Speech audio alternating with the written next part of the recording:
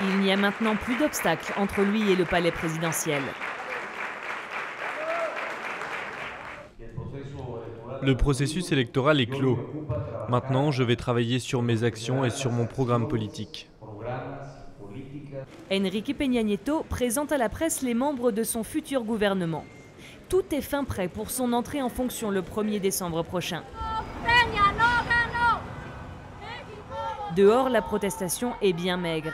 Une poignée de militants continue de scander les slogans anti-Peña Nieto, mais le sentiment d'impuissance est palpable. C'est pas grave, même si on n'est pas nombreux, on va continuer. Pourtant, au moment des élections, le mouvement contestataire, c'était ça. Des milliers de jeunes dans les rues, dénonçant la corruption du parti d'Enrique Peña Nieto et un processus électoral qu'ils estimaient truqué. Près de 400 plaintes ont été déposées par l'opposition et des associations civiles. Achat de vote, favoritisme médiatique, blanchiment d'argent.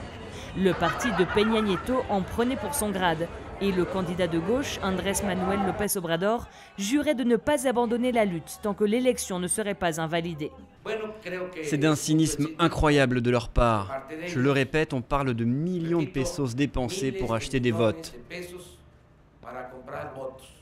Seulement voilà, vendredi dernier, le coup de marteau du tribunal électoral assomme le mouvement.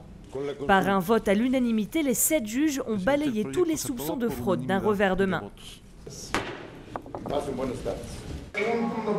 Une insulte à la démocratie selon ce comité fondateur du mouvement étudiant.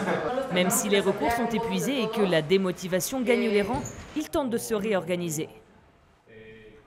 Comment attirer l'attention des gens de la rue, de ceux qui n'appartiennent pas à la planète des activistes? Ce n'est pas un échec, car on savait que c'était une lutte de longue haleine depuis le début. Et notre lutte n'est pas contre Peña Nieto, lui c'est juste une personne. On se bat plutôt contre le système mexicain.